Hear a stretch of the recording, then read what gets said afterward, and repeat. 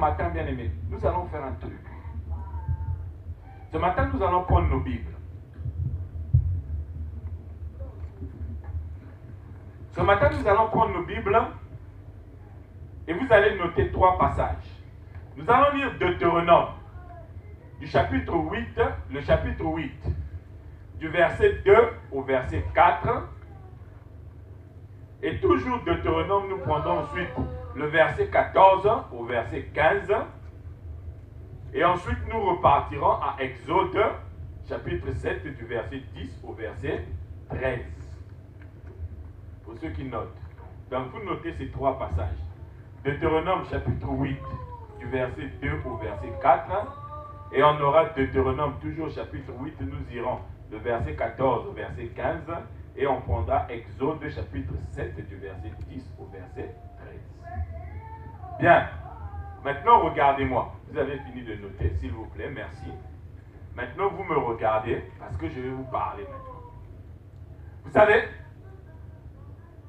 quand tu es devenu enfant de Dieu, il faut que tu deviennes un fils de Dieu. Alléluia. Est-ce que nous tous ici, probablement, nous avons des parents? Hein? Parce que si nous sommes nés, ça veut dire que nous avions des parents. Même s'ils ne sont plus vivants. Hein? Mais au moins, tu avais des parents. Bon, quand tu étais né, tu étais bébé. Tu as grandi, tu as eu 3 mois. Tu as grandi, tu as eu 10 ans. Est-ce que ton père t'a toujours parlé de la même manière quand tu avais 3 mois, 10 ans, et maintenant tu as 42 ans ou 50 ans? Hein? Est-ce que ton père t'a toujours parlé de cette même manière-là? Vous voyez, quand le bébé, quand le petit, l'enfant est bébé, quand tu veux lui donner à manger, tu fais quoi? Elle ouvre la bouche, ah gaga, et une cuillerée pour maman, et une cuillerée pour papa, et une cuillerée pour tati. C'est ce que vous faites, non, quand vous donnez à manger au bébé. Bon, toi, à 42 ans, si ton papa, il vient et te dit, allez, ouvre la bouche, tu vas manger, et une cuillerée pour papa, et une cuillerée pour maman, est-ce que toi, ça va te faire plaisir? Tu vas te dire, mais le papa, là, il me prend pour un débile ou quoi? C'est pas ça. C'est pas ce qui va se passer. Tu diras pas que le papa, là, il te prend pour un débile. Hein?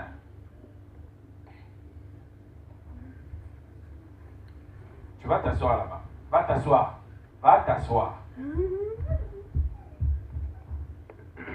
Tu diras certainement que ton papa, là, il te prend pour un débile. Parce qu'il te parle à 42 ans comme quand tu avais 8 mois ou 1 an. Est-ce que c'est pas ça? Mais pourquoi le papa il te parle comme si, à 42 ans, pourquoi le papa il te parle comme si tu avais 8 mois? Parce que le papa a constaté qu'à 42 ans, tu te comportes encore comme un bébé de 8 mois. Alléluia. Parce que quand tu es enfant, il faut ensuite que tu passes à l'étape de fils. Amen. L'enfant, c'est celui qui écoute tout ce qu'on lui dit. C'est celui qui accepte tout ce qu'on lui dit. L'enfant, tu peux lui dire, attends-moi ici, je vais acheter le bonbon, je reviens. Est-ce que vous croyez que l'enfant va vous dire? Non, il va rester là. Parce qu'il sait que tu lui as fait une promesse. Il sait que mon papa m'a promis, il m'a dit, si je reste ici là, il va m'emmener le bonbon. Donc, je m'assois et j'attends. Amen. Et quand le papa va revenir, il n'a pas emmené le bonbon. L'enfant va demander, papa, il est où le bonbon? Ah, je n'étais pas parti chercher le bonbon. Est-ce que vous croyez que l'enfant il dira, ah, papa, tu m'as menti? Non, l'enfant il va rester tranquille parce que l'enfant, il accepte tout ce que lui dit le papa. Mais si tu es fils, quand le papa vient, il dit, oh, mais papa, mais tu avais dit que tu étais allé acheter le bonbon. Il dira, ah, laisse-moi te dire, ah, mais toi aussi. Alléluia. Et moi, j'ai souvent ce débat-là avec mon père. Hein. J'ai souvent ce débat-là avec mon père. Il m'appelle, il me dit, ah oui, bon, écoute, mon fils, voilà, il y a telle situation. Moi, je lui dis, papa, non, moi, je ne suis pas d'accord avec ce que tu me dis là. Moi, je passe à autre chose. Et quand je lui dis, je passe à autre chose, il dit, bon, d'accord. Et lui aussi, il suit ce que je lui ai dit. Alléluia. Pourquoi? Parce qu'il sait que je ne suis plus un enfant. Il sait que je suis devenu un fils. Amen. Et pour nous aussi, c'est ça. Quand nous venons à Dieu, on nous a annoncé l'évangile, nous sommes des enfants de Dieu. Maintenant, Dieu a besoin que nous puissions devenir des fils, c'est-à-dire des gens qui vont grandir. Aujourd'hui, on a un énorme problème dans les églises, c'est que les gens veulent qu'on leur dise toujours ce qu'on leur avait dit au début pour venir à Christ. Jésus va te bénir, Jésus va te guérir, Jésus va te délivrer, Jésus va monter la montagne pour toi, Jésus va tuer quelqu'un pour toi, Jésus va faire la cuisine pour toi. Les gens, ils veulent qu'on leur annonce. Quand on te dit Jésus est amour, c'est pour te faire rentrer dans l'amour de Jésus. Alléluia. Quand on te dit Jésus va te bénir, c'est pour te faire rentrer dans la bénédiction de Jésus. Quand on te dit Jésus va te délivrer, c'est pour te faire rentrer dans la délivrance du Christ. Mais une fois que tu es dans la délivrance, tu n'as plus besoin de chercher la délivrance. Tu as besoin maintenant d'être enseigné comment vit une personne délivrée. Est-ce que c'est vrai ou c'est pas vrai? Hein? Quand on te dit Jésus va te bénir, tu es rentré dans la bénédiction. Ce dont tu as besoin maintenant, ce n'est pas tous les jours qu'on puisse te dire reçois la bénédiction, reçois la bénédiction. Non. Ce dont tu as besoin, c'est qu'on puisse te montrer comment vit une personne qui vit dans la bénédiction. Alléluia. Est-ce que vous me comprenez ce matin? Hein? Vous me comprenez, hein? Bien-aimés, je vous avais dit la dernière fois que notre problème, nous voulons déconstruire tout ce qui avait été construit dans votre tête. Et aujourd'hui, ce que nous allons voir ce matin, c'est pour vous permettre de reprendre votre vie en poche. Pour prendre votre vie et la mettre dans votre poche. Pour commencer à vivre vraiment ce que Dieu veut que vous puissiez vivre. Alléluia. Est-ce que vous me comprenez? Hein? Parce qu'il y a beaucoup de gens qui n'ont pas encore compris, qui ne sont plus dans les ténèbres. Ils vivent comme s'ils étaient encore dans les ténèbres. Alléluia. Bien-aimé, si tu es passé à la lumière ce matin, hein, il y a des choses que tu ne diras plus dans ta vie. Deutéronome chapitre 8, le verset 2 à 4. C'est Dieu qui parle. Souviens-toi de tout le chemin que l'Éternel, ton Dieu, t'a fait faire pendant ces 40 années dans le désert. Alléluia. Dieu t'a fait faire le chemin où? Dans le désert. Afin de t'humilier et de t'éprouver pour savoir quelles étaient les dispositions de ton cœur et si tu garderais ou non ses commandements. Alléluia. Vous avez déjà ici un premier détail qui nous est donné. On nous dit que Dieu t'a fait marcher dans le désert pendant 40 ans. Alléluia. Dieu t'a donné le chemin, mais dans le désert, pendant 40 ans. Alléluia. Pourquoi? Pour t'humilier. Vous savez, on humilie une personne comment? Pourquoi est-ce qu'on humilie une personne? On humilie une personne, hein, quand la personne cherche à prendre la place qui ne lui revient pas. Alléluia. Imaginez, ici, là, il n'y a que les premiers ministres qui sont assis ici. Hein? Premier ministre, ils sont tous assis. On a dit, les 3 premières rangées, c'est les rangées des premiers ministres. Toi, tu es mécanicien. Tu rentres ici. Tu vois, il y a une place de mécanicien libre au fond. Mais tu vois aussi devant, il y a une place qui est libre. Tu sais très bien que ici, c'est que les premiers ministres qui s'asseyent devant. Mais tu es mécanicien, tu rentres direct et tu viens t'asseoir à la place du premier ministre. Alléluia. Qu'est-ce qui va se passer pour les gens qui ont organisé la réunion? Qu'est-ce qu'ils feront?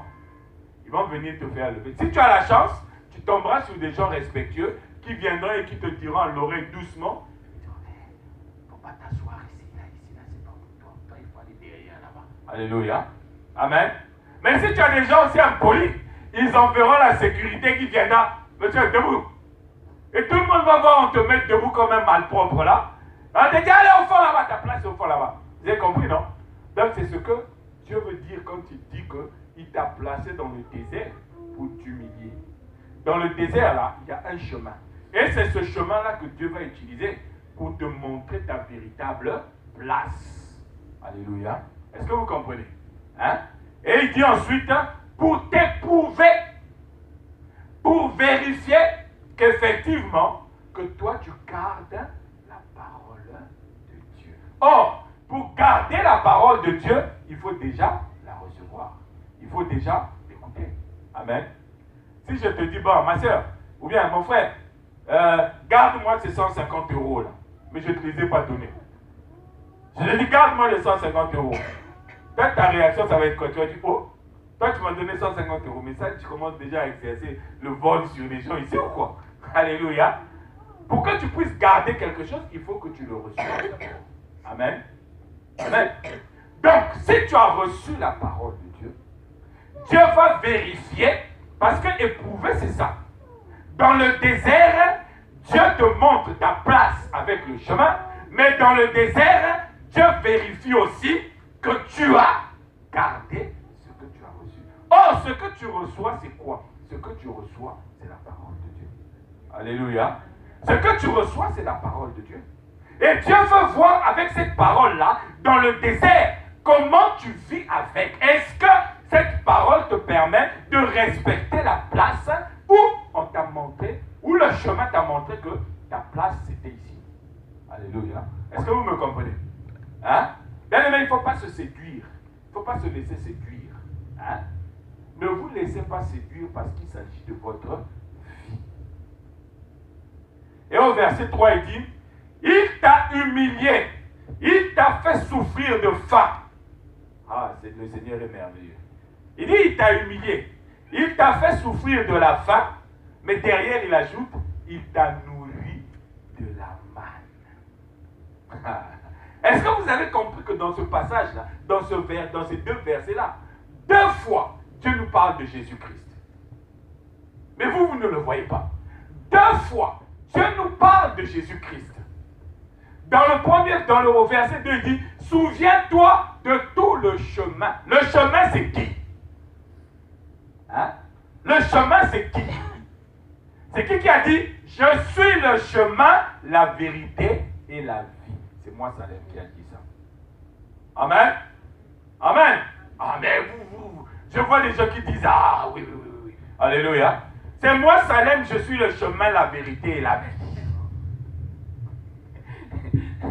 Il a eu le courage de se poser à moi maintenant après que j'ai dit que c'était, alléluia. Non, bien-aimé. C'est dès que tu as entendu quelque chose qui n'est pas conforme à la parole de Dieu, tu dois réagir. Alléluia. Ce qui est malheureux, c'est qu'il y a beaucoup de gens qui ne réagissent pas. Quand ils entendent des bêtises, ils ne réagissent pas. Tout ça pourquoi? Parce que vous n'allez pas lire vos Bibles. Vous aimez seulement écouter. Vous êtes comme ce qu'on appelle chez moi les songi-songi. Hein? Là, les commérages. Là, les gens qui aiment les commérages. Hein? Ils aiment écouter, mais ils ne vérifient jamais. Ce qu'il a écouté ici, il va dire là, hey, tu sais quoi, ça l'aime? Aimé. Pourtant, Aimé est venu juste, j'ai juste dit, ah, Aimé, il y a une aiguille qui lui est rentrée au pied. Mais tu vas voir, elle va aller voir, ça l'aime. Hey, tu sais, tu sais ce que le pasteur m'a dit. Le pasteur m'a dit que le frère Aimé là-bas, il y a on va même dire, un piquet qui est rentré dans son pied, il n'arrive plus à marcher. Alléluia. Le commérage, c'est ça. Donc, toi, quand tu n'es pas apte à réagir à la parole de Dieu, c'est comme te dit, tu ne vérifies pas. Tu prends, tu vas, tu dis, ah, tu sais, ah, alléluia. Moi, j'ai vu à Kinshasa des pasteurs qui prient, oh, ils font des délivrances, et ils font sortir des poissons dans les corps des gens. Ils font sortir les poissons dans le corps des gens. Ils font sortir les grenouilles dans le corps des gens. Ils font sortir des lézards dans les corps des gens. Et tout le monde est là en train d'acclamer, en train de dire Alléluia, Amen, oh Seigneur, tu es merveilleux. Amen. Vous comprenez? Il y en a même un, il dit, toi là, mets-toi debout. Ton téléphone est dans la poche, non? Oui, au nom de Jésus, reçois du crédit dans ton téléphone. Le téléphone est rechargé. Et les gens sont en train de dire, ah, gloire à Dieu. Ah, Jésus est mort à la croix pour recharger vos téléphones portables. Hein? Quand il a dit, Père, tout est accompli, ils ont du crédit maintenant dans leur portable. Dans mon téléphone là, il va être rechargé. Jésus est mort à la croix pour me recharger ce téléphone là. Bien aimé. Bien aimé. Il ne faut pas blaguer. Hein? Il ne faut pas blaguer avec ça. Alléluia. Il ne faut pas blaguer avec la parole de Dieu. Hein? Dieu dit ici que dans le désert, il t'a donné le chemin. Jésus-Christ. Alléluia. Et dans le désert avec Jésus-Christ, Dieu t'a fait souffrir de faim. C'est-à-dire la faim que Dieu t'a imposée dans le désert, c'est la nourriture du monde que tu avais l'habitude de manger. Alléluia. La nourriture du monde que tu avais l'habitude de manger, Dieu t'impose de ne plus la manger dans le désert parce que toi, tu es maintenant passé de la lumière, des ténèbres à la lumière. Alléluia. Dieu t'impose la famine des choses du monde. Mais il te donne la manne cachée. Alléluia. Il te donne sa parole. Et il continue. Il dit, au verset 3, il t'a nourri de la manne que tu ne connaissais pas et que n'avaient pas connu tes pères, afin de t'apprendre que l'homme ne vit pas seulement de pain, mais aussi de toute parole qui sort de la bouche de l'Éternel. Alléluia. Amen. Vous voyez? Donc, quand tu es venu et que tu as trouvé le chemin, ça veut dire que toi, tu as écouté la parole qui t'a emmené à Dieu. Et quand tu es venu à Dieu, maintenant, Dieu te nourrit de la manne. Dieu te nourrit du corps de son Fils qu'il avait transformé en chemin. Vous savez, pour Dieu, tout se passe en esprit. Alléluia. Là, tu es assise là. Tu es assis. Hein? Toi, tu es en train de regarder un homme qui est debout en train de prêcher. Peut-être que tu es en train de dire, ah, mais lui, sa veste, elle est trop grande. Peut-être que tu es en train de te dire, ah, mais il est petit. Hein? Moi, je croyais qu'il était un peu plus grand que ça. Mais maintenant que je le vois. Tu es en train de raisonner comme ça là. Alléluia. Mais Dieu, là-bas en haut, Dieu il ne voit pas ce que toi tu es en train de voir. Dieu il voit autre chose. Avec Dieu, tout se passe en esprit. Donc quand toi tu dis, le désert, mon désert, vous regardez, vous savez, il y a une chose qui est merveilleuse, c'est qu'il y a des gens, quand ils parlent, un frère en Christ, hein, sœur en Christ, elle dit, ah tu sais en ce moment, hein, quand tu la crois, tu dis, ma sœur, comment ça va? Il dit, ça pourra aller, mais Dieu est en train de me faire traverser mon désert. Je suis en train de traverser mon désert. Alléluia. Bien aimé, un chrétien ne traverse pas le désert. Mais un chrétien vit dans le désert. Alléluia. Un chrétien ne traverse pas le désert. Un chrétien vit dans le désert. Alléluia. Est-ce que vous savez pourquoi? Vous savez pourquoi? Hein? Vous savez pourquoi le chrétien il vit dans le désert? Vous allez le comprendre tout de suite là. Prenez vos Bibles. Exode chapitre 7, du verset 10 au verset 13. Vous avez vu que dans Deutéronome, Dieu a parlé, il a dit à Moïse. Il a dit à Moïse de dire au peuple que je les ai fait marcher dans le désert pendant 40 ans. Alléluia. Mais c'est où est-ce qu'ils ont été nourris de la manne cachée? Est-ce que c'était dans la terre promise? Hein? Est-ce que c'est dans la terre promise qu'on leur a donné la manne cachée? C'est dans le désert. Donc c'est dans le désert qu'ils ont eu droit à la parole de Dieu. Alléluia. Donc toi quand tu dis que tu es en train de traverser ton désert, ça veut dire que la manne cachée que tu es en train de manger, la parole de Dieu que tu es en train de manger, c'est en train d'être amer dans ta gorge. Là. Alléluia. Amen. Amen. Bien. Exode chapitre 7, le verset 10 au verset 13. On nous dit ceci. Moïse et Aaron allèrent auprès de Pharaon et ils firent ce que l'Éternel avait ordonné. Aaron leva. Attends, c'est quoi? Ah oui. Aaron jeta. Ah, messieurs, là, vraiment, hein, c'est pas mon désert qui commence à bien aimer. C'est parce que j'ai souligné si j'arrivais pas à bien dire. Amen. Aaron jeta sa verge devant Pharaon et devant ses serviteurs. Et elle devint un serpent. Alléluia. Regardez bien. Hein? Donc, Aaron avait un bâton. C'est-à-dire le bâton de Moïse, il a donné à Aaron.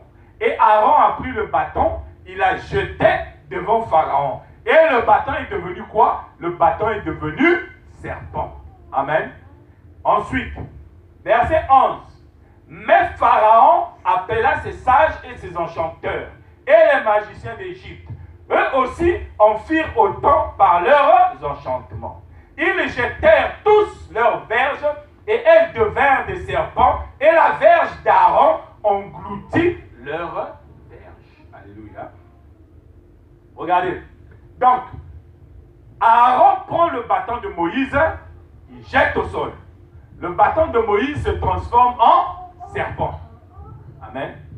Mais, Pharaon, lui aussi, qu'est-ce qu'il fait? Pharaon, il appelle aussi ses magiciens. Il dit, venez. Lui, il croit qu'il a fait quelque chose qui va m'impressionner. Les magiciens viennent, ils balancent aussi leurs verges. Hein?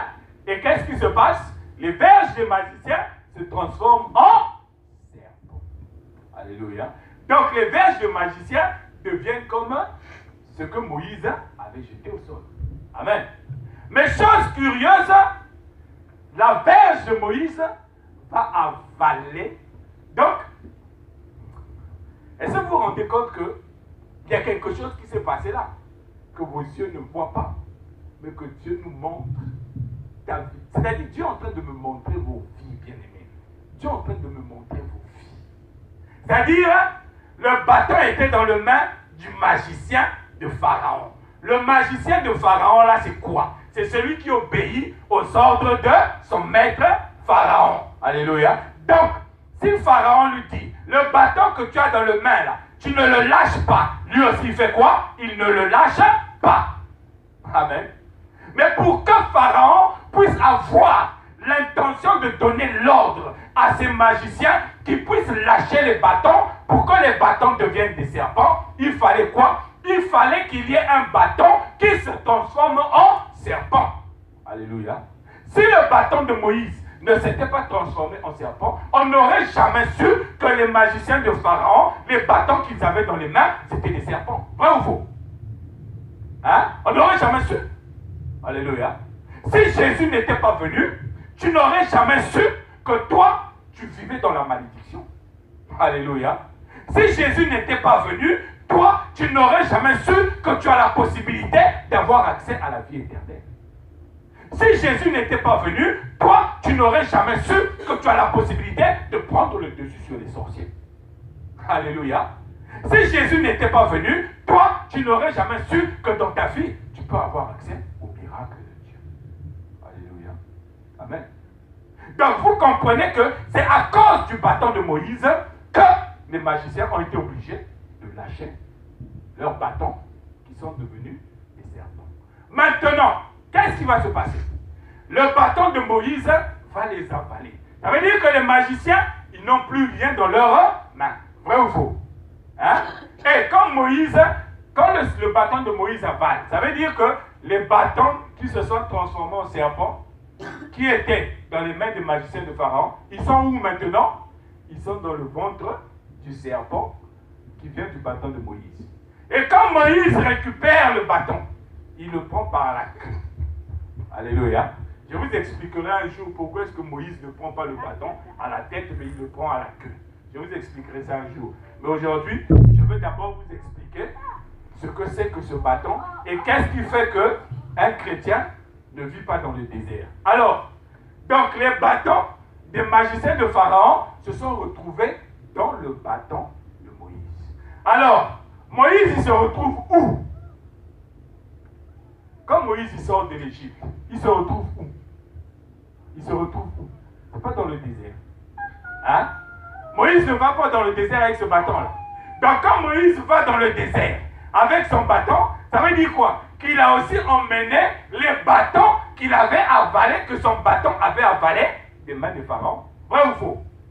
Donc le bâton de Moïse qui est dans le désert, c'est plus seulement le bâton de Moïse, mais c'est aussi le bâton de Moïse avec tous les bâtons des magiciens de Pharaon qu'il a avalés. Vrai ou faux? Hein? Vous comprenez, non? Maintenant, on va lire Deutéronome chapitre 8, le verset 14 et le verset 15. Deutéronome chapitre 8. Deutéronome chapitre 8, le verset 14 et le verset 15. Je lis. Prends garde que ton cœur ne s'enfle pas. Ici encore, nous avons l'orgueil. Alléluia. C'est-à-dire ici, là, Dieu commence déjà à t'annoncer, attention, je vais t'humilier. Alléluia. C'est-à-dire, tu ne dois pas changer de place. Là où tu es, tu restes là. Tu es passé des ténèbres à la lumière. Tu fais attention à ne pas repartir là où tu étais. Alléluia. Est-ce que vous me comprenez? Bien. Il dit, prends garde que ton cœur et que tu n'oublies l'Éternel, ton Dieu, qui t'a fait sortir du pays d'Égypte, de la maison de servitude. Alléluia. À votre avis, à qui on s'adresse ici? Hein? À votre avis, à qui on s'adresse ici? On dit, prends garde que ton cœur ne s'enfle pas et que tu oublies l'Éternel qui t'a fait sortir d'Égypte, de la maison de servitude, c'est-à-dire la maison de Pharaon. Dans la maison de Pharaon, il y avait qui? Il y avait les bâtons qui étaient entre les mains des magiciens de Pharaon. Vrai ou faux? Donc, c'est à ces bâtons-là que l'Éternel parle. Il leur dit, prenez garde. C'est moi qui vous ai récupéré entre les mains des magiciens de Pharaon pour vous emmener où? Dans le désert. Je vous ai délivré. Alléluia. Alléluia. Est-ce que vous me comprenez? Donc, toi et moi, nous étions des bâtons entre les mains de Pharaon quand nous étions encore dans le monde. Alléluia. Nous étions des mains, nous étions des bâtons. Vous savez, le bâton, hein, quand tu as un bâton dans la main, tu peux lui faire subir tout et n'importe quoi. Vrai ou faux? Vous savez, moi, quand j'étais jeune, quand on allait se balader dans la forêt, je m'arrangeais toujours à avoir un bâton. Et ce bâton-là, quand je croisais un animal qui ne me plaisait pas, je frappais avec ce bâton. Quand je voulais aussi cueillir un fruit avec là, je frappais aussi avec le bâton. Et quand je marchais, je voulais me distraire un peu, je prenais le bâton, je commençais à frapper contre le mur, Alléluia. Est-ce que vous comprenez? C'est cette activité de notre vie à laquelle Satan se livrait quand nous étions encore entre les mains de ces magiciens. Alléluia. Parce que Pharaon, en réalité, quand tu vas dans le monde spirituel, Pharaon, c'est Satan. Amen. Et les magiciens de Pharaon, c'est tous ceux qui sont dans le monde qui travaillent pour Satan. Alléluia. Est-ce que vous me comprenez? Hein? Vous me comprenez, hein? Donc, c'est à ces bâtons-là que Dieu dit, c'est moi qui vous ai délivré pour vous emmener dans le désert. Et il dit quoi? Qui t'a fait marcher dans ce grand et affreux désert? Alléluia. Dieu t'a fait marcher dans le grand et affreux désert. Où il y a quoi? Que quelqu'un me lise le verset 15. Je veux que ça sorte de votre bouche. Où il y a des serpents brûlants et des scorpions dans des lieux arides et sans eau, et qui a fait jaillir pour toi de l'eau du rocher le plus dur. Alléluia. Est-ce que vous comprenez? Est-ce que vous commencez un peu à comprendre à peu près où je veux vous emmener? Hein? Vous ne comprenez toujours pas? Bien. Le verset 15, on nous dit que celui qui t'a fait sortir de l'Égypte, de la servitude, il t'a emmené dans le désert où habitent qui? Les serpents et les scorpions. Alléluia. Donc, dans le désert, il y a des serpents et des scorpions. Mais il y a deux catégories de serpents dans le désert. Il y a les serpents brûlants et les serpents normaux. Alléluia. Est-ce que vous me comprenez? Vous savez, en réalité, l'Égypte et le désert, c'est la même chose. Ça représente la même chose, le monde bien-aimé. Est-ce que vous me comprenez? Hein? La Bible nous dit quoi? Que dans 1 Jean chapitre 5, verset 19, que le monde entier est sous quoi? Sous la domination du malin. Le malin, c'est qui? C'est le serpent ancien. Alléluia. Donc, ça veut dire que le serpent domine sur le monde. Et Jean-Baptiste, quand les gens viennent se faire baptiser, il leur dit quoi? Race de vipères. C'est quoi une vipère? C'est un serpent.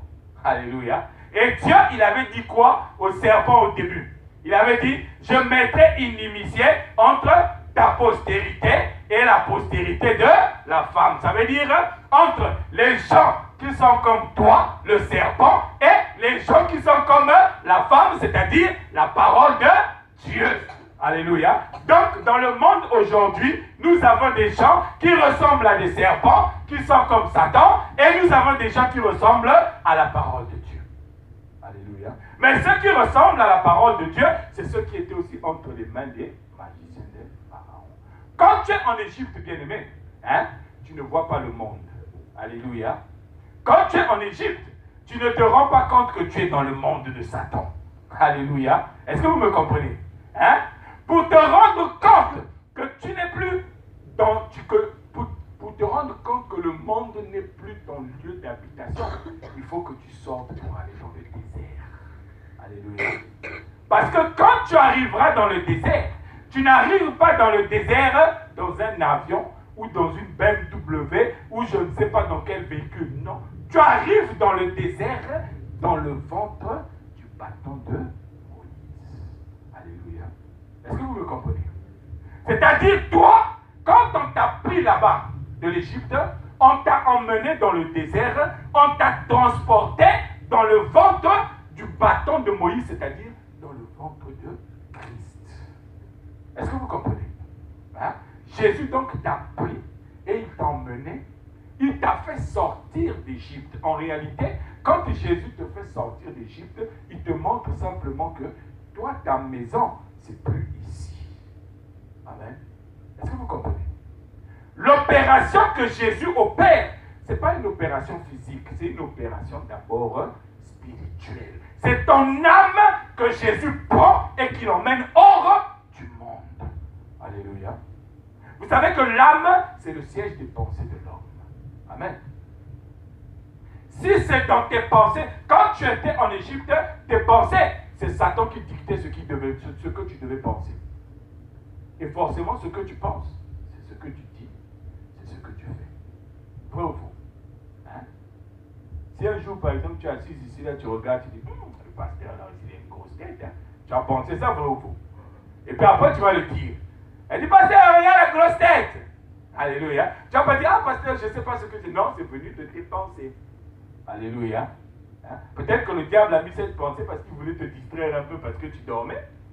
Et c'est pourquoi tu dis, mais du moins, c'est venu de tes pensées. Alléluia. Donc, quand Jésus vient pour nous délivrer, il commence d'abord par sortir notre âme, notre esprit de l'Égypte. Et quand tu sors de l'Égypte, quand tu arrives, c'est là où tu te rends compte que, or l'Égypte en question, c'est un désert. Pourquoi c'est un désert? Il dit, je t'ai fait marcher dans les lieux arides, où il manque quoi? Il manque l'eau. L'eau, c'est quoi? C'est la parole de Dieu. Est-ce que vous avez compris? Donc, quand tu marches dans le désert, si toi, tu commences à voir le désert, ça veut dire que toi, tu n'es plus en Égypte. Ça veut dire que toi, tu es sorti des ténèbres. Amen.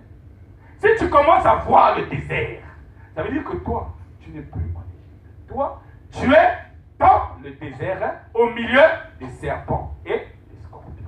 Alléluia. Maintenant, les serpents, on a vu c'était quoi les serpents? Les serpents, en réalité, c'est que des hommes. C'est que des hommes. Soit tu es serpent de la race de vipère, soit tu es serpent de la race de Jésus-Christ. Et là, je sens les gens commencer à dire, mais comment lui dit Satan serpent, Jésus serpent? Alléluia. Amen.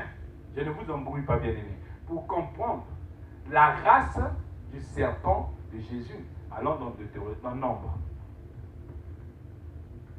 Nombre chapitre 21.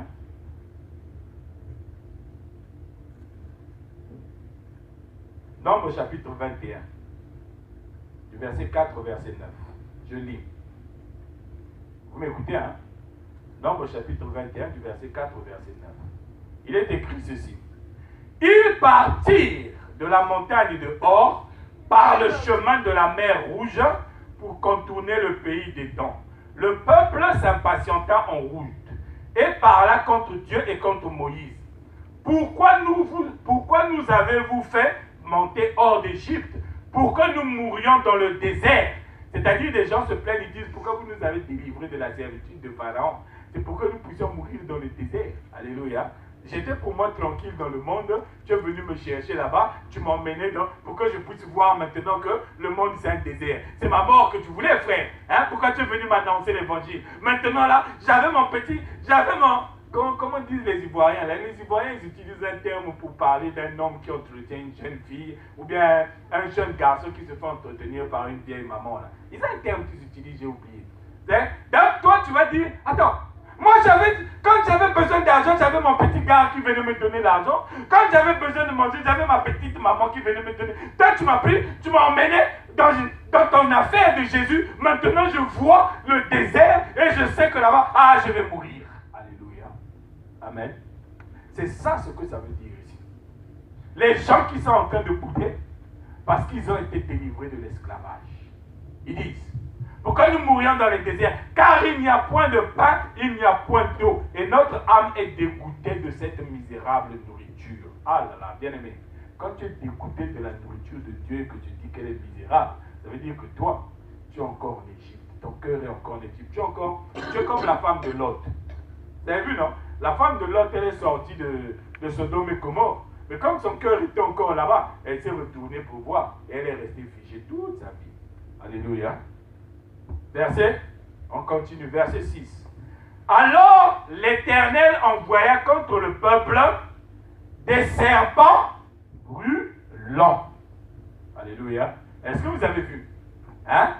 Donc, contre ceux qui étaient en train de se plaindre, parce qu'ils ont été délivrés de l'Égypte, Dieu a envoyé qui? Dieu a envoyé des serpents brûlants. Alléluia. On continue. Et ces serpents brûlants, qu'est-ce qu'ils ont fait? Ils mordirent le peuple et il mourut beaucoup de gens en Israël. Le peuple vint à Moïse et dit, nous avons péché, car nous avons parlé contre l'Éternel et contre toi. Prie l'Éternel qu'il éloigne de nous ces serpents. Moïse pria pour le peuple. L'Éternel dit à Moïse, fais-toi. Il lui a dit, fais-toi quoi? Un serpent quoi? Bien. Fais-toi un serpent brûlant et place-le où? Sur une perche.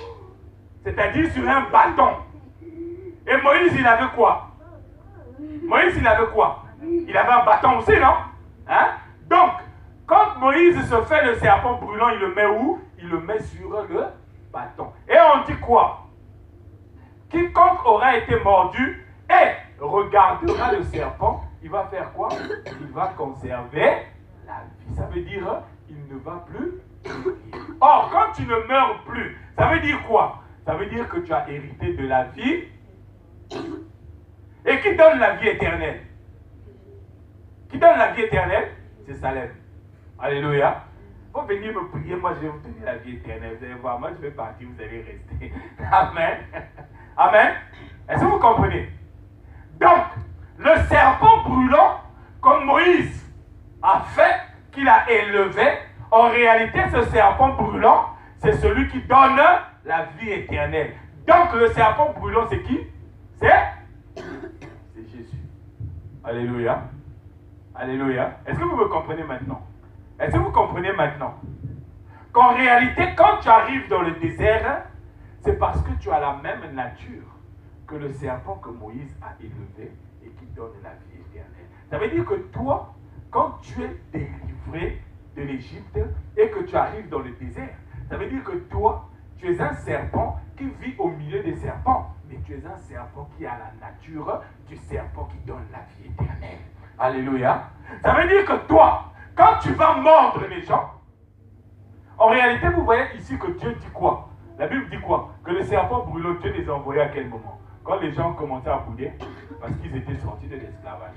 Ils avaient été délivrés. Quand les gens ont commencé à remettre en cause l'œuvre du Seigneur, Dieu a envoyé les serpents brûlants. Donc, bien aimé, c'est pourquoi toi et moi, Jésus nous a dit, le Saint-Esprit survenant sur vous, vous recevrez une puissance. Et vous serez quoi? Vous serez mes témoins. En réalité, ça veut dire que vous serez comme moi, des serpents brûlants. Allez-y, mordez qui vous voulez. Alléluia. Bien aimé, là où tu es, tu ne sais pas que toi tu as la capacité de mordre quelqu'un. Quand tu mords cette personne-là, si elle ne veut pas regarder à Jésus, elle va à la mort. Alléluia. Bien aimé, il faut mordre, il faut mordre. Peut-être qu'en mordant, tu vas sauver ton mari ou tes enfants. Alléluia. Peut-être que tu vas même sauver ton père, tu ne sais pas. Mais il faut mordre. C'est-à-dire, il faut venir donner la parole de Dieu. Amen. Il faut transférer la manne cachée. Mais si toi-même, tu es encore à l'étape où tu veux, quand te dise Jésus va te bénir, Jésus va te guérir, mais toi, tu iras dire quoi à l'autre là-bas? Quand tu vas lui dire Jésus va te guérir, il va te dire qui te guérisse d'abord toi-même. Serpent brûlant, waya. Alléluia. Un serpent brûlant, quand il vient, quand il lance, il faut que la personne sente que, il faut qu'elle dise, il faut qu'il est où le gros serpent brûlant que je dois regarder pour avoir la vie éternelle. Alléluia. C'est pour ça que tu es dans le désert. Parce que dans le désert, en dehors des serpents brûlants, il y a aussi des autres serpents, la race de vipères. Et derrière la race de vipères, il y a quoi? Il y a les scorpions. Vous savez, quand tu es en Égypte, bien aimé, hein, quand tu es en Égypte, tu ne vois pas encore les scorpions. Vous savez pourquoi? Qui sait c'est quoi le scorpion? Qui a déjà vu un scorpion? Genre, mais vous, vraiment, vous êtes... Donc vous n'êtes même pas allé au village. Les gens qui sont nés en ville, grandis en ville, ils vont mourir en ville. Faut être comme nous. Hein? Moi, j'étais au village, bien aimé, au fin fond du village, là-bas. Donc, je faisais des trucs, si je vous dis ça ici, vous allez dire, mais le pasteur, là, c'était un vrai voyou. Alléluia. Hein? Et là-bas, je voyais des gros scorpions. Quand tu voyais le scorpion, tu ne pouvais pas bouger. C'est-à-dire, quand tu as vu un scorpion, tu calcules maintenant tes mouvements en fonction du scorpion. Si le scorpion va à droite, toi, tu vas à gauche. Si le scorpion va à gauche, toi, tu vas à droite. Pourquoi? Parce que tu veux éviter que le scorpion puisse te piquer. Alléluia. Tu vois, non? Est-ce que vous comprenez? Donc, toute ton activité, tu l'as fait en fonction du scorpion. Et les serpents qui ne sont pas des serpents brûlants, c'est-à-dire les serpents qui n'ont pas la nature de Christ, ce sont des serpents qui ont derrière eux les scorpions. Alléluia. Et vous savez, quand tu es en Égypte, tu ne vois pas encore les scorpions. Mais il faut venir dans le désert pour commencer à voir les scorpions. 1 Corinthiens chapitre... Non, Apocalypse plutôt. Chapitre 9. Apocalypse chapitre 9.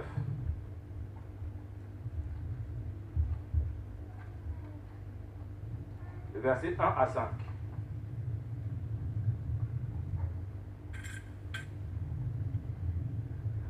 Apocalypse chapitre 9. Le verset 5 à 9. Le verset 1 à 5. Le cinquième ange sonna de la trompette et je vis une étoile qui était tombée du ciel sur la terre. La clé du puits de l'abîme lui fut donnée. Et il ouvrit le puits de l'abîme et il monta du puits une fumée, comme la fumée d'une grande fournaise. Et le soleil et l'air furent obscurcis par la fumée du puits. De la fumée sortirent des sauterelles qui se répandirent sur toute la terre. Et il leur fut donné un pouvoir comme le pouvoir qu'ont les scorpions sur la terre. Alléluia. Donc vous voyez que ici, on nous dit qu'un ange est venu. Il a eu les clés de l'abîme, c'est-à-dire les clés des ténèbres. Il a ouvert les ténèbres. Et dans les ténèbres là-bas, il y a une fumée qui est sortie. Et de cette fumée sont sorties des sauterelles. Et ces sauterelles-là, on leur a donné le pouvoir, comme le pouvoir que les scorpions ont sur la terre, c'est-à-dire dans le désert. Alléluia. Est-ce que vous me comprenez? Maintenant, au verset 10, on nous dit ceci. Elles avaient des queues semblables à des scorpions et des aiguillons. Et c'est dans leur queue qu'était le pouvoir de faire le mal. Alléluia. Est-ce que vous me comprenez? Donc, le scorpion, son pouvoir pour nuire à ceux qui sont les serpents de la race de vipères, leur pouvoir est où? Dans leur queue, où il y a un aiguillon. Et cet aiguillon, ça permet de faire quoi? Ça permet de piquer les gens pour leur communiquer la mort. Or, la mort, c'est quoi? Ah, maman, que Dieu te bénisse. Ah, pardon. Que Dieu te bénisse. Hein? Jusqu'à ce que même les bénédictions au ciel là-bas vont finir. Alléluia. Hein? La Bible nous dit quoi? Que le salaire du péché, c'est la mort. Donc, l'aiguillon que les scorpions là ont, c'est quoi? C'est le péché qui t'incite à aller vers la mort. Alléluia. Est-ce que vous comprenez qu'en réalité, derrière les serpents qui sont de la race de vipères, il y a les scorpions. Et les scorpions là, c'est quoi? C'est ceux qui ont le pouvoir de t'emmener à pécher. Ceux qui ont le pouvoir de t'asseoir dans le péché. Quand tu veux sortir du péché, ils te disent, oh mais non. Oh, ces scorpions là, leur maître, c'est qui? C'est celui qui est venu dire à qui? À Ève. Mais non! Si vous mangez ça, vous n'allez pas mourir. Au contraire, vos yeux vont s'ouvrir. Et ces scorpions-là, ils viennent pour exercer le travail de leur maître sur toi parce que tu es en Égypte. Quand tu es en Égypte, tu ne les vois pas parce que leur maître les a cachés. Ils ont l'apparence de ces magiciens-là. Alléluia. Quand tu es dans le monde, les scorpions là, tu vois les magiciens, tu te dis, ah, ils sont formidables. Ah, ils sont... Alléluia. Quand tu es dans le monde, bien aimé, tu es fasciné par les gens qui sont dans le monde. Quand Kofi Olomide vient à l'Olympia là, sur une moto, tu... surtout les femmes. Tu as même l'impression que c'est aujourd'hui que tu vas accoucher des quintuplés ou je ne sais pas, tu vas accoucher même 24 enfants du coup. Hein? Est-ce que vous avez déjà vu les petits jeunes quand ils vont assister à des concerts de Justin Bieber? C'est ça, non? Justin. Vous avez déjà vu les petits jeunes qui vont assister? J'ai même temps de regarder à la télé, je dis, ah, mais il y a des gens qui sont arrivés à ce niveau-là. Mais moi-même, je n'ai pas compris que si moi je peux voir ce qu'eux ils ne voient pas, c'est parce que moi, je suis maintenant dans le désert. Je ne suis plus en Égypte. Alléluia.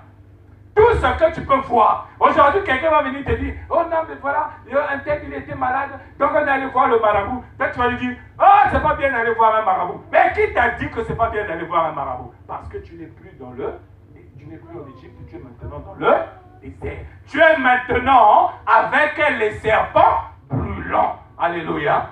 Et quand tu lui dis que c'est pas bien d'aller voir les marabouts, tu iras en enfer avec cette pratique, tu es en train de le piquer. Alléluia. Et quand ta parole va le toucher, il va chercher où est le serpent brûlant des reins. Vous savez pourquoi est-ce que le serpent de Moïse qu'il élève là, c'est un serpent brûlant mais il est des reins. Vous savez pourquoi? Vous connaissez les reins, c'est quoi? Les reins, c'est un métal précieux qui est pratiquement comme de l'or. Alléluia. Or, l'or, ça symbolise la divinité. Et donc, quand on te parle du serpent brûlant des reins, ça veut simplement dire que l'homme Jésus, qui est Dieu, c'est lui qui te donne la vie éternelle et c'est lui qui t'envoie pour que tu puisses aller piquer d'autres personnes pour que ces personnes deviennent aussi des serpents brûlants. Alléluia. Est-ce que vous me comprenez? Hein? Vous savez, il y a une chose que vous devez comprendre. Si Dieu a voulu que Jésus puisse venir, hein, c'est parce qu'il savait que nous, le malin, nous avait pris en otage. Vous savez, quand on prend quelqu'un en otage, les gens font des enquêtes, ils cherchent à savoir où est-ce que cette personne est détenue, non, vrai ou faux? Quand on a retrouvé cette personne, après on vient pour la délivrer, non? Hein? Et quand on l'a délivrée, on lui demande après, il faut que tu nous expliques qui est-ce qui t'avait kidnappé. Et là, elle va dire, ah, c'est Salem là qui m'avait kidnappé.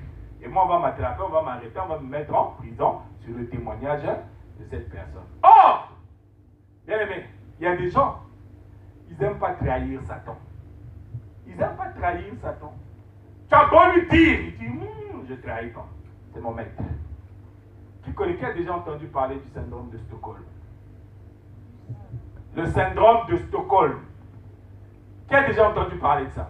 Le syndrome de Stockholm, en 1973, je crois, en Suède. Stockholm, c'est la capitale de la Suède. Il y a eu un événement là-bas, il y a quelqu'un qui avait pris des gens en otage.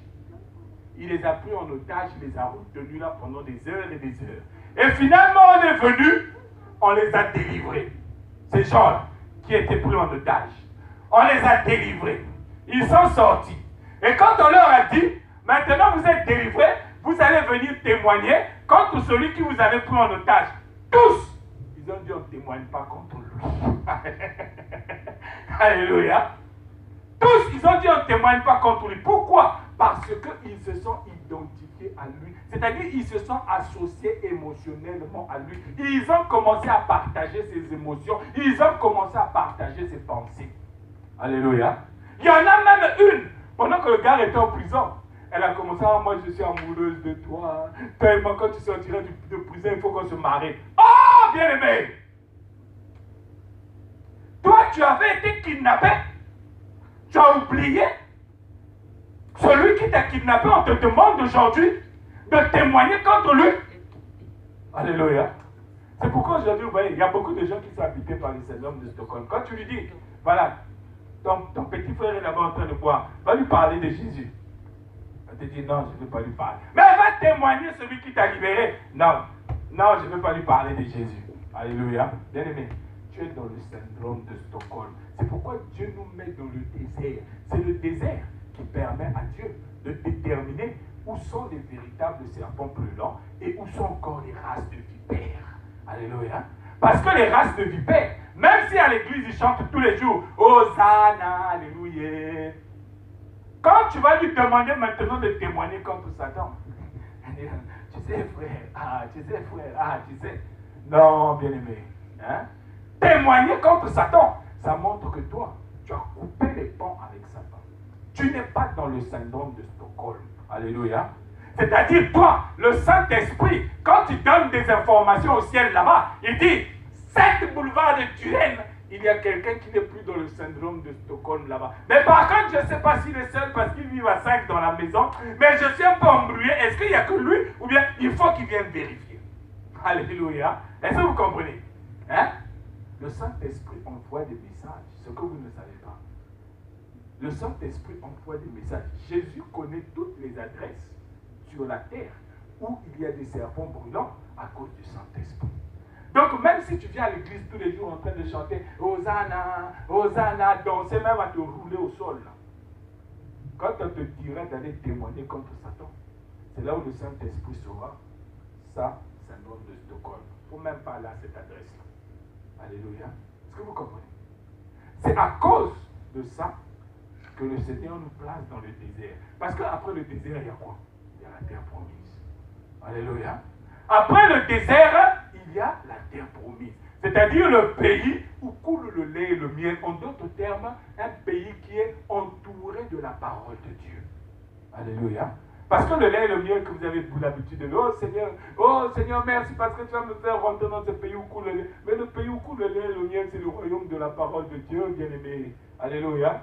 Pour rentrer dans le pays où coule le lait et le miel, il faut qu'on soit sûr que toi, tu n'as pas le syndrome de Stockholm. C'est-à-dire, quand on te demandera de témoigner contre Satan, tu viendras, tu diras, oui, je l'ai vu, il m'avait kidnappé. C'est à cause de lui que moi je faisais de la prostitution. C'est à cause de lui que moi j'étais un grand voleur. C'est à cause de lui que moi j'étais turbulent. C'est à cause de lui que je tuais les gens. C'est à cause de lui. Tu vas le charger convenablement. Et là, le Saint-Esprit dira, ici, là, il n'y a plus le syndrome de Stockholm. Rentre. Alléluia. Est-ce que vous comprenez? Hein? Donc, à partir d'aujourd'hui, quand tu parles du désert, bien-aimé, hein, comprends que tu es dans le monde, mais tu n'es plus du monde parce que Dieu veut faire le tri entre les vrais serpents brûlants et la race de vipères. Alléluia. Derrière les serpents de la race de vipères, il y a les scorpions. Ceux qui ont la queue. Que quelqu'un me lise 1 Timothée chapitre 15, verset 56.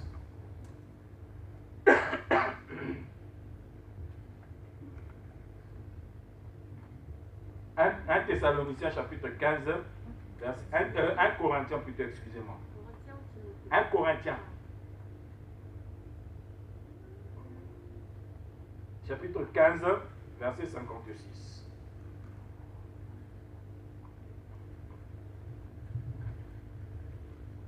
Si quelqu'un a trouvé qui me lit ça. C'est le péché et la puissance du péché, c'est la loi. Non, recoupons bien au début. Il y a marqué. L'aiguillon de la mort, c'est le péché. Hein? Et la puissance du péché, c'est la loi. Amen. Vous avez vu, non?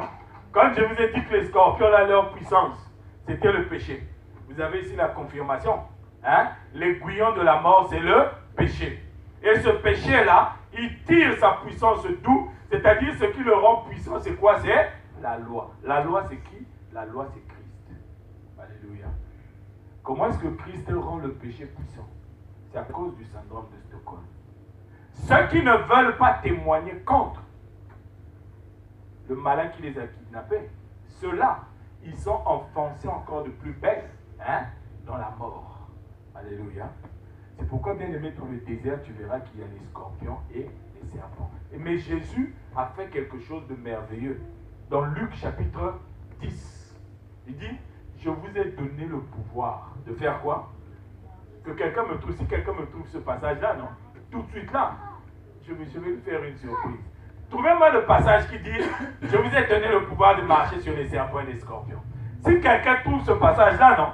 Là, tout de suite là. Vous allez voir ce que je vais lui faire. Ah, par contre, je sais qu'il y a des gens qui vont tricher, ils vont sortir des tablettes, des téléphones. Parce que là-bas, c'est plus facile. Frère, tu as trouvé? Luc chapitre 10. Ah, voilà un homme. Luc chapitre 10, verset 17. Luc chapitre 10, verset 19. Luc chapitre 10, verset 19. Voici, je vous ai donné le pouvoir de marcher sur les serpents et les scorpions. Alléluia. Est-ce que vous avez vu ici? Hein? Jésus dit, après que je vous ai emmené dans le désert, je fais quoi? Je ne vous laisse pas seul, mais je vous donne le pouvoir de faire quoi? De marcher sur les serpents. Quels serpents? Pas les serpents brûlants. On ne parle pas ici des serpents brûlants, mais ici on parle de la race de vipères. Alléluia. La race de vipères, c'est le magicien de Pharaon. Il dit, je vous ai donné le pouvoir de marcher sur les serpents et sur ceux qui sont derrière eux, les scorpions, et sur toute la puissance du malin, de Satan. Alléluia. Vous savez, quand quelqu'un marche, il fait quoi? Quand quelqu'un marche, il fait quoi? Si moi je vois, ah c'est... Non, toi je pense que... Non, toi c'est pas la bénédiction que je dois appeler. Toi je vais appeler même carrément l'onction du Saint-Esprit. Pour que tu puisses marcher maintenant dans les airs. Pas sur cette terre. Alléluia. Amen. Amen. Celui qui marche, il piétine. Et quand il piétine, est-ce que celui sur qui il marche peut lui dire, ah, tu vas piétiner? Vas-y, viens. On va faire quelque chose.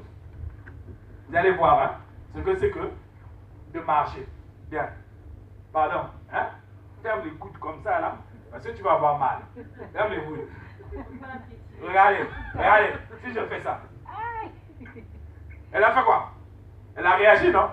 Elle dit, ah. L'autre là-bas a même crié à sa place. Aïe! Pourquoi elle a réagi? Parce que elle, je n'ai pas de pouvoir sur elle. Alléluia. Donc si je lui marche dessus, elle va réagir. Amen. Mais si j'ai le pouvoir sur toi, si je marche sur toi, tu ne dois pas réagir. Alléluia. Merci, hein, maman. Vas-y, va t'asseoir. Amen. Quand tu as le pouvoir de marcher sur quelqu'un, ça veut dire que cette personne, si tu piétines, tu ne dois même pas l'entendre crier.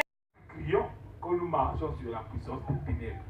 Tu vois quelqu'un qui va aller prier, va dire, Satan, je te chasse au nom de Jésus, je te chasse. Il va dormir le lendemain matin, il se dit, ah frère, j'ai été beaucoup attaqué cette nuit. On m'a attaqué. Oh, la puissance que tu as reçue là, c'est la puissance pour dormir seulement, pas pour marcher sur les serpents et sur les scorpions. Alléluia. Alléluia. Est-ce que vous me comprenez? Hein? Vous me comprenez?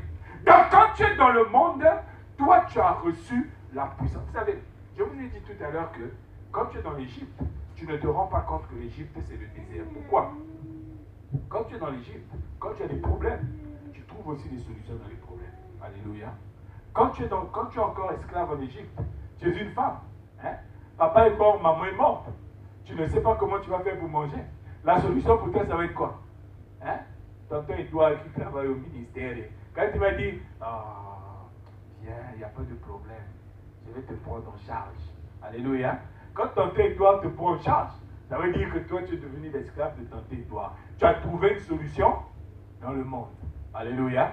Mais quand tu es dans le désert, papa et maman sont mortes. Tu n'as plus personne pour s'occuper de toi. Quand tonton Edouard viendra te dire, oh, mais toi tu souffres comme ça. Arrière de moi, Satan. Alléluia. Vous avez vu la différence, non? Hein? Quand tu es en Égypte, tu es malade. Je viens te voir, je dis, je connais un bon marabout à Barbès là-bas. En tout cas, lui, mais je ne connais pas de marabout. Je dis Barbès comme ça au hasard parce que c'est là-bas qui distribue le truc. Donc il ne faut pas aller dire, mais vas-y, on il connaît où sont les marabouts. Non. Amen. Amen. Quand tu es malade, si je viens, je te dis, je connais un bon marabout à Barbès là-bas. Surtout si c'est aimé. Quand lui écoute tout ce que moi je lui dis, mais je connais un bon marabout. Il va dire, frère, tiens, on va partir. Même s'il avait mal au dos, il va se lever, il va dire, viens, on va partir, il faut qu'on aille voir le marabout. Pourquoi? Parce qu'on est en Égypte. En Égypte, tu trouves les solutions de l'Égypte et c'est tout à fait normal pour toi. Alléluia. Ah, tu as des problèmes de conception. On va te dire, faut venir boire cette tisane-là. Tu ne sais même pas qui a fabriqué la tisane. Tu ne sais pas ce qu'il a mis dedans. Tu ne connais ni I, ni O, ni A, ni X, ni Y, ni Z. Mais toi, parce que tu veux seulement trouver une solution, tu bois. Alléluia. Parce que tu es dans l'Égypte. Alléluia. L'Égypte, c'est le monde, mais toi, tu ne peux pas voir que là-bas, c'est un désert. Il n'y a pas l'eau là-bas. Alléluia.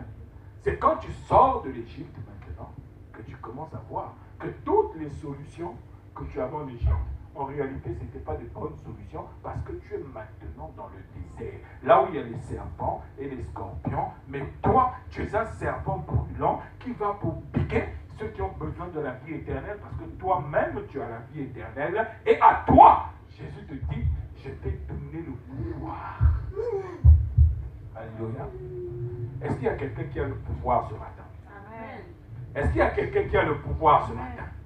Est-ce qu'il y a quelqu'un qui a le pouvoir ce matin?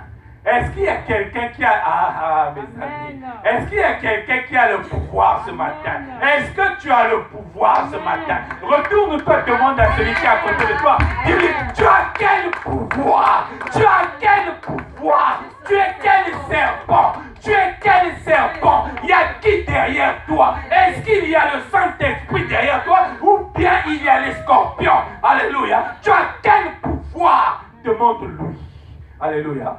Si tu as le pouvoir, bien-aimé, le pouvoir que moi je suis en train de parler, le pouvoir, la bien-aimée, quand on me dit que mon fils est malade, je dis, pour vous il est malade, mais pour moi c'est un serviteur de Dieu.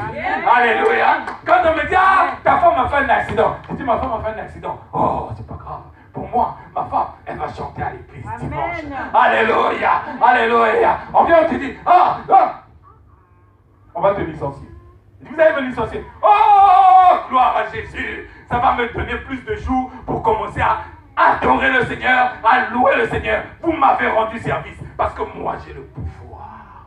Alléluia. Je suis dans le désert parce que j'ai le pouvoir. Je m'apprête à rentrer dans la terre promise avec mon pouvoir. Je vais témoigner contre votre chef. Alléluia. Je ne vais pas faire de mariage avec lui. Je ne vais pas faire d'amourette avec lui. Parce que moi, j'ai le pouvoir de marcher sur toute la puissance du mal. Alléluia. Si tu as le pouvoir bien aimé ce matin, tu vas te lever. Alléluia. Si tu as le pouvoir bien aimé ce matin, tu vas te lever. Alléluia. Seigneur, tu es merveilleux. Tu es merveilleux, Jésus. Si tu as le pouvoir ce matin, tu vas te lever.